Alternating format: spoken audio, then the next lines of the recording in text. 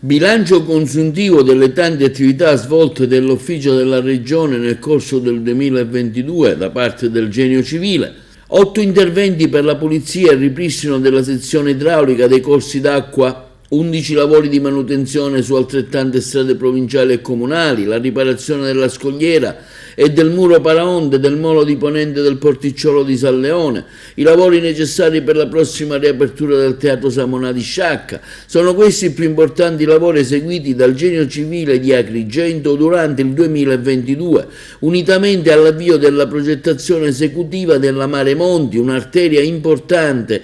per collegare la viabilità principale ai comuni dell'entroterra del versante dei Monti Sicani,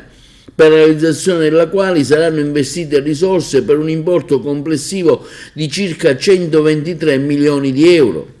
Anche il 2022, afferma in una nota stampa il capo del Genio Civile di Agrigento Rino Lamendola, è stato un anno molto intenso, durante il quale, grazie alle risorse stanziate dall'uscente governo regionale Musumeci, in parte dal subentrante governo Schifani, abbiamo eseguito una serie di lavori per un importo complessivo di circa 16 milioni di euro. Contestualmente, continua Amendola, abbiamo intrapreso una notevole accelerazione all'attività ordinaria, garantendo così l'efficienza dei servizi nell'ambito delle concessioni per l'uso delle acque sotterranee e delle autorizzazioni in materia di impianti elettrici. Abbiamo contribuito al rilancio del settore dell'edilizia, depositando e autorizzando complessivamente nel corso dell'anno ben 1852 progetti di edilizia pubblica e privata. Non sono mancati una serie di controlli sul territorio, continua Lamendola, hanno prodotto 77 provvedimenti di sospensione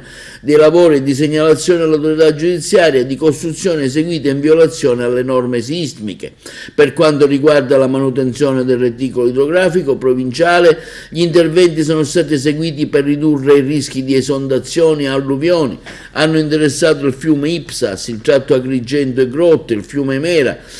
la zona di Licata, i torrenti Consalamone, il tratto Monte Asciacca Cannatello Agrigento, Contrada Finocchio a Menfi, Fiume Vecchio della Palma e Mollarella a Licata. Quindi, nell'ambito delle infrastrutture nel corso dell'anno, il Genio Civile ha eseguito 11 interventi di manutenzione della rete statale provinciale, abbandonata da diversi anni, soprattutto a causa dell'eliminazione delle province, che sono state trasformate in liberi consorzi con risorse molto limitate. In particolare, i lavori di manutenzione realizzati dal Genio Civile hanno interessato le strade provinciali Ribera Cianciana, Portella Sciacca Lucasicola e la Lucasicola Bivona, collegamento Naro Campobello di Licata, collegamento del centro abitato di Agrigento, l'importantissima arteria con l'ospedale San Giovanni di Dio o con la strada provinciale numero 15. Ai lavori sui corsi d'acqua e sulle infrastrutture si aggiudicano anche i lavori per la manutenzione delle 3 sedi dello stesso ufficio della Regione e del Teatro di Sciacca.